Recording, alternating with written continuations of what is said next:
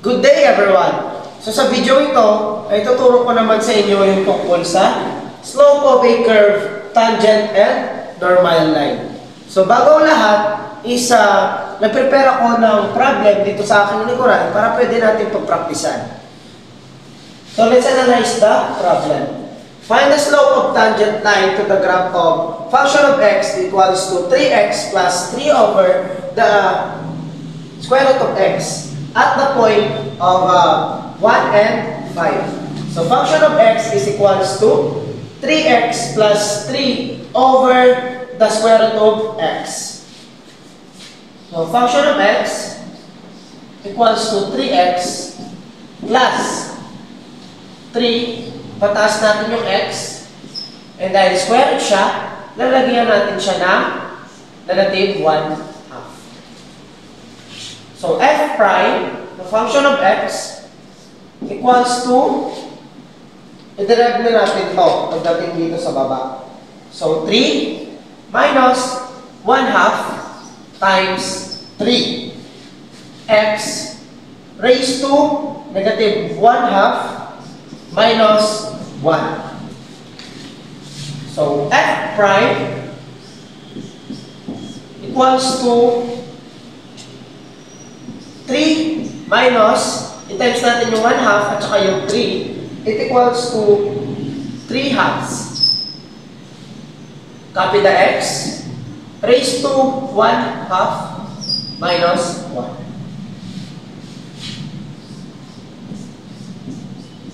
Equals 3 minus 3 over 2x. Yung negative 1/2, i-minus natin sa 1. It equals to 3/2. The slope of the tangent line at point 1 and 5 is function of 1 equals to 3 minus 3, 2 times 1 square raised to 3/2. Function of 1 equals to 3 minus 3/2. Kasi yung 1 ay times natin sa raised to 3/2.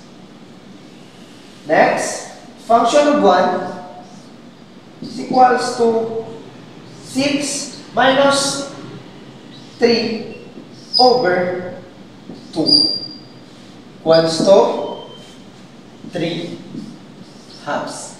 So ito na yung kanyang sagot.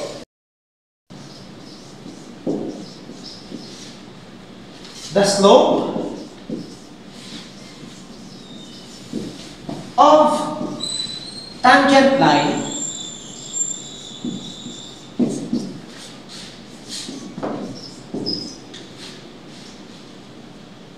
to the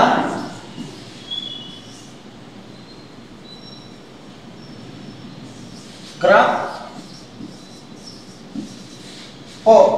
of fx, a function of x, equals to 3x plus 3 over square root of x at point of 1 and 5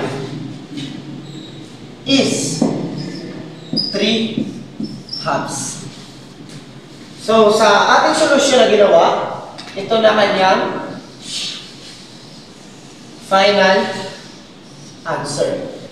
So sana marami kayong natutunan at lagi unahin ng Panginoon sa iyong pag-aaral para gabayan kayo hanggang kayo makapagtapos. God bless you.